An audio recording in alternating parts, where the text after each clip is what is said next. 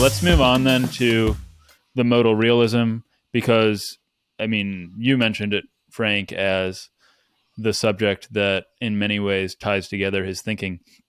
But David's probably best remembered for his writings on possible worlds, particularly the thesis of modal realism. I mean, he thought that possible worlds really existed. And as I thought about how to broach this topic, it occurred to me that I have no idea when people first started thinking or writing about possible worlds. I think I first encountered them in Candide when Pangloss kept talking about what did he say? The best of all possible worlds, something like this. And while this might be rational reconstruction, if you never spoke with David about this in particular, but do you happen to know what considerations made them so initially appealing or promising to him for his philosophical purposes? Well, how about I start out and see what Graham says.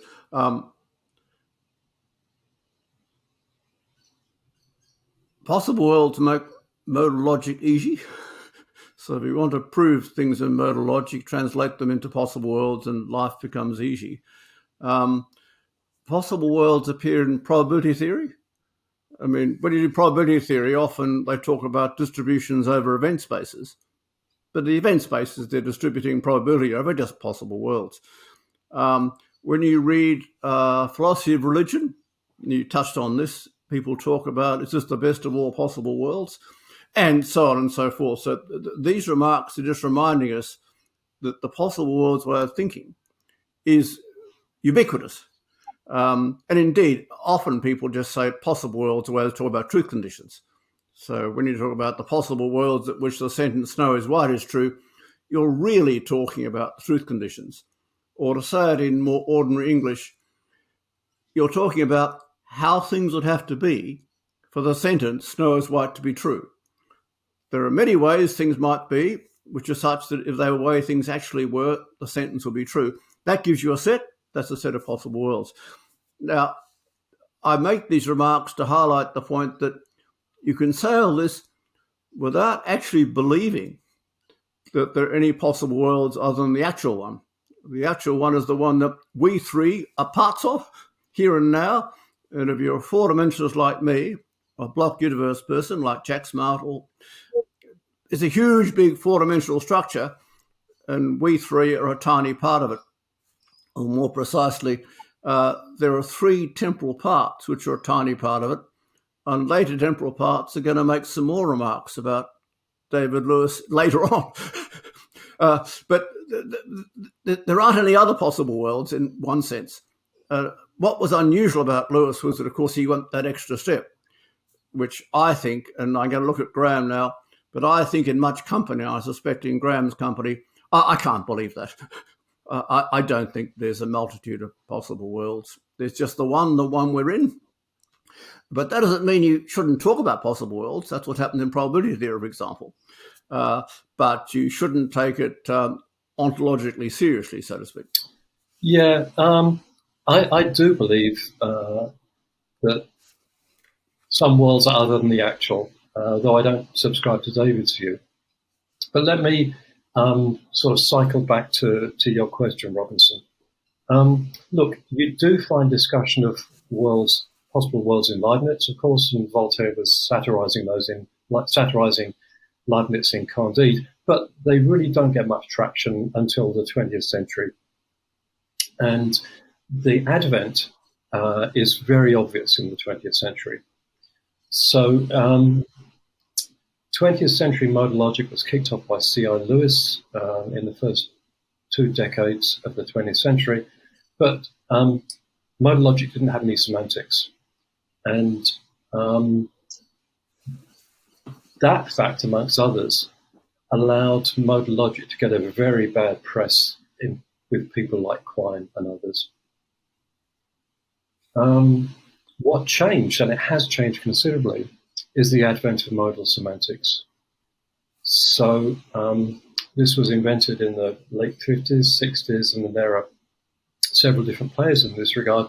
but clearly the most important is Saul Kripke, who produced the most coherent and worked out theory of worlds, which provided a semantics for modal logic. And after that, it kind of established their street creds.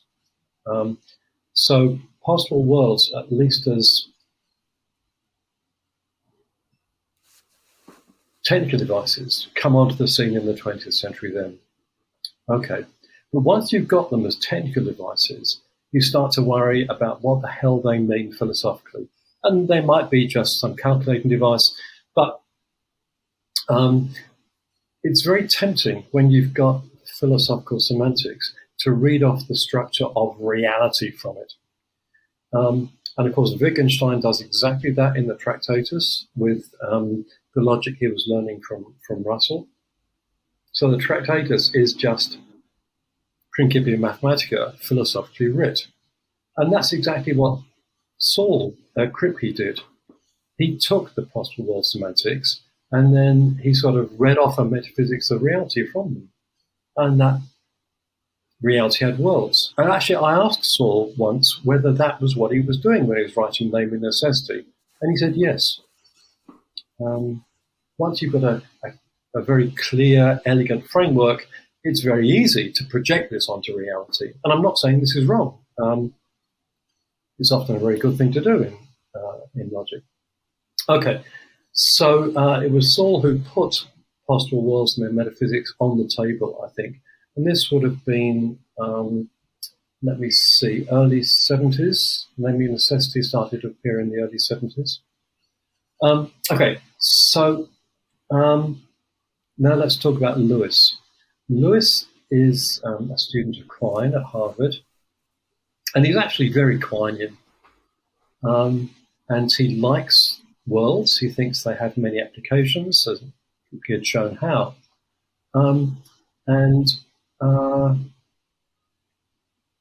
Quine thinks that if you need a bit of machinery to make sense of some bit of discourse, and particularly if you quantify over those things in your theory, then you have to invoke them, and you have to take them to be part of your ontology, as it were. And David thought this possible worlds are so useful that he put them into his ontology for Quinean reasons. I mean, he did what Quine did for sets for worlds. Okay. In that way, David was a Quinean. But he was a Quinean in another respect too, because Quine thought that to quantify with something, you have to say it exists. So, next step, David said, okay, so possible world exists. Possible worlds exist. He thought, well, the most sensible way of making the view coherent is to take worlds to be not some kind of abstract entities, because the concrete world is no abstract entity. Nice and simple to say the other worlds are like that too. They're concrete, they have space and time, etc., etc. And so that's the theory of worlds that he developed. So the genesis of his view was the technical work on semantics and modal logic, the desire to read these in a metaphysical sense, and then the sort of Quinean things which push him towards this view that is now called modal realism. Well, a lot of interesting things have come out of what the two of you just said. One, Graham, I'm going to resist asking you what you mean when you say that there are more worlds than this one, unless you think it's relevant and you'd like to answer that right now. I didn't say quite that. I said some worlds are other than the actual. Notice that I did not say there is or there exists. Okay, so you meant that there are non-existent other worlds. Some worlds are non-existent objects. In fact, all worlds other than the actual are non-existent objects. That's a view that David had no sympathy with, and I'm sure that Frank doesn't have any sympathy with it either. We can chat about it, but I think this would take us off the current topic. Okay, sure. And I was going to ask about the motivation for the modal realism, but I think that you just answered that largely, Graham. And it strikes me as somewhat similar almost to Quine's acceptance of mathematical objects. Exactly. we Yeah, quantify over them. Exactly, that's right. David was a very Quinean person. I mean, as unsurprisingly, since he was a carbon, I presume that Quine was his supervisor. I don't know. Do you know that, Frank? Yes, I think Quine supervised his thesis at Harvard on convention. And I think Graham has put his finger on a very important point about Lewis, that he was Quinean. People often don't realise that. I mean, counterpart theory is a way of being an essentialist without being an essentialist, if you know what I mean. Remember, Quine was against essentialism. Counterpart theory was David's way of giving a nod to essentialism without actually being anti-Quinean. Well, what I wanted to ask, though, because I think that this is very worthwhile getting into, is how David responded or would have responded to criticisms of you mean the modal incredulous realism. stare? Yeah, exactly. Because obviously, like you mentioned, Frank, many people people use possible worlds to great use, to great effect, without feeling ontologically committed to them. Yes, let me just highlight that a tiny bit. If you read decision theory, it's full of talk of possible worlds. Read about the LA paradox. They're talking about people's reactions to possible situations. Now, as a matter of fact, sometimes the possible situations are actual. They actually generate them in a laboratory of some kind. But often they're not actual. And the opinions about these possible situations play a big role in driving all sorts of stuff about theory. Or take a simple example from day-to-day life.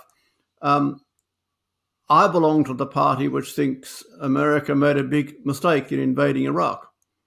Now, why do I think that? Because I think that had America not invaded Iraq, things will be better than they now are. That's why I have this opinion, and I'm vaguely expecting that you two may have the same opinion. Really? Now, that's not an opinion about words.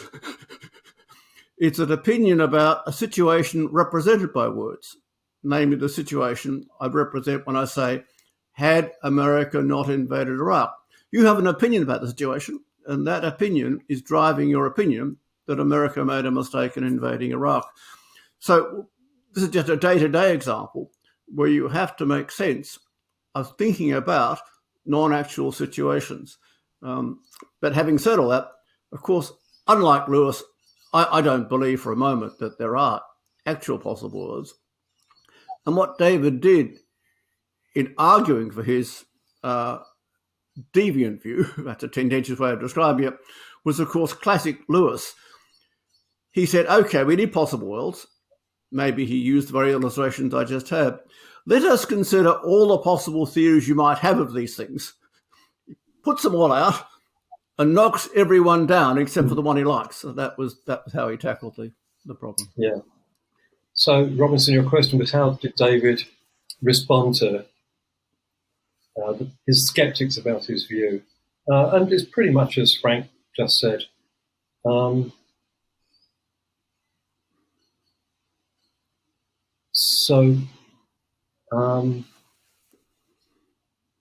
David always argued for his views.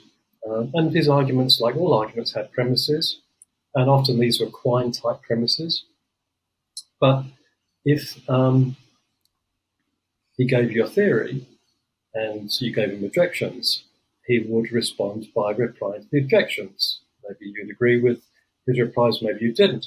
But his response was always to say, well, you've given me an argument against my view. Let me tell you why I don't think your argument works. And, he made this sort of very memory-worthy phrase about the incredulous stare. After he replied to the objections, he would get the incredulous stare. I mean, it is an incredible theory, almost literally.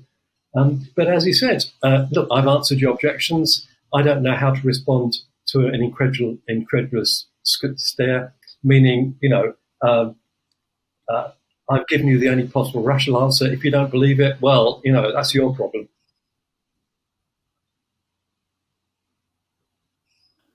Graham, I have a question about how you would respond to David's modal realism.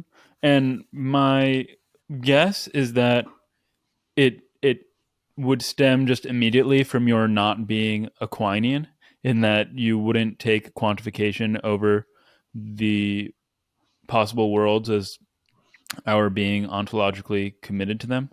But then I Correct. would also wonder, okay, that's correct. Correct.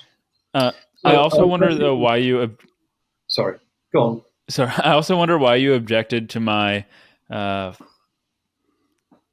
my paraphrasing or restructuring of your words to saying that there are worlds other than there are other possible worlds, because that shouldn't be ontologically committing for you to their existence.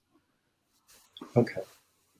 So you're quite right. I think Quine's argument that to quantify over something is to attribute existence to it is just a false view. And I think Quine's arguments for it and Russell's are shonky. Okay. But, you know, we could spend the rest of the time talking about that. But that's at least where I'm coming from. Okay. The mere fact that you quantify over something doesn't determine whether it exists or not. And I have a very sort of hard-nosed Australian view of reality. Reality is what you can bang your head against. Okay, I'm very much a realist in that sense. And abstract objects, other possible worlds, you can't bang your head against, at least in this world. So they seem to me to be pretty good candidates for non-existent objects, which is what I take to be. Now, the other part of your question was why I balked at saying there is. The verb to be in English is a very complex thing. I mean, the slogan "to be is to be the value of a bound variable" is just woefully too simplistic. But to keep it as simple as possible, in the way that it's usually used, I do not hear a distinction between there is and there exists. So some people who think that some things don't exist will be quite happy to say there are things that don't exist. That comes painfully close to saying there exist things that don't exist, as far as I'm concerned. And for all my love of contradictions, that's not one I want.